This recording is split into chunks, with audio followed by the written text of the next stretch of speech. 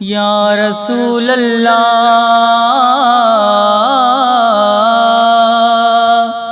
या रसूल अल्लाह, या रसूल अल्लाह। तुझी मशहूर मुल्कन में सखावत या रसूल अल्लाह। तुझी मशहूर मुल्कन में सखावत या रसूल अल्लाह। करे मखलूक सब तुझी अतात या रसूल अल्लाह। तुझी मशहूर मुल्कन में सखावत या रसूल अल्लाह। तोते अयाल तुझे ते पढ़ा सलवात हर दम मां। मुते कर इश्क पहजे जी इनायत या रसूल अल्लाह। तुझे मशहूर मुल्कन में सखावत या रसूल अल्लाह। तुझी मशहूर मुल्कन में सखावत या रसूल अल्लाह। करे मखलूक सब तुझी अतात या रसूल अल्लाह। तुझे यारन नहीं प्यारन जी कया दम दम मां पोए वारी। कबूलिज बंदगी मुझी इबादत या रसूल अल्लाह। तुझे मशहूर मुल्कन में सखावत या रसूल अल्लाह। तुझी मशहूर मुल्कन में सखावत या रसूल अल्लाह।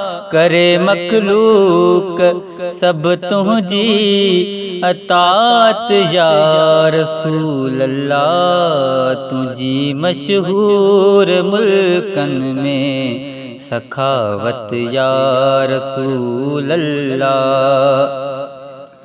कुफर ऐं कूड़ के काफूर कर दे सग घणी साईं। तुझी मोहब्बत में आ बेहद ई ताकत या रसूल अल्लाह। तुझी मशहूर मुल्कन में सखावत या रसूल अल्लाह। तुझी मशहूर मुल्कन में सखावत या रसूल अल्लाह। करे मखलूक सब तुझी अतात या रसूल अल्लाह। तुझी मशहूर मुल्कन में सखावत या रसूल अल्लाह। हजारे ख्वाहिशों दिल में त तुझो कुर्ब माण्या।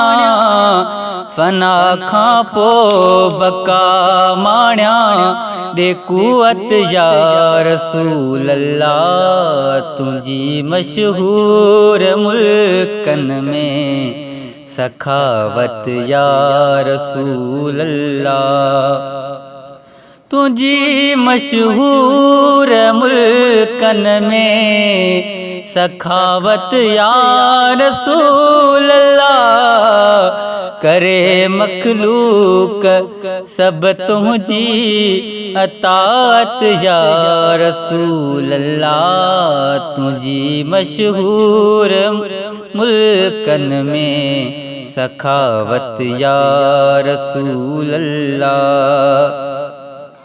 पजे मबूद जे सदके सभई ढक ऐब नासिय जा ज़ाहिर बातिन खपे तुंहिंजी हिदायत या रसूल अल्लाह। तुंहिंजी मशहूर मुल्कन में सखावत या रसूल अल्लाह।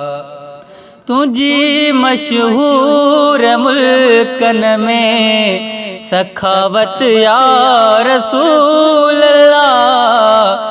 करे मखलूक सब तुंहिंजी अतात या रसूल अल्लाह। तुंहिंजी मशहूर मुल्कन में सखावत या रसूल अल्लाह। आहे असबाब जो आलम मगर आविच हथ तुझे मिले अणखुट खजानो कर सखावत या रसूल अल्लाह। तुझी मशहूर मुल्कन में सखावत या रसूल अल्लाह। तुझी मशहूर मुल्कन में सखावत या रसूल अल्लाह। करे मखलूक सब तुझी अतात या रसूल अल्लाह। तुझी मशहूर मुल्कन में सखावत या रसूल अल्लाह। प्रेम जियास हर हिक तूं अघाइज या हबीब अल्लाह। प्रेम जियास हर हिक तूं अघाइज या हबीब अल्लाह। हुजे कामिल यकीन हासिल ऐं मोहब्बत या रसूल अल्लाह। तुझी मशहूर मुल्कन में सखावत या रसूल अल्लाह। तुझी मशहूर मुल्कन में सखावत या रसूल अल्लाह। करे मखलूक सब तुझी अतात या रसूल अल्लाह। तुझी मशहूर मुल्कन में सखावत या रसूल अल्लाह। तुझी मशहूर मुल्कन में सखावत या रसूल अल्लाह।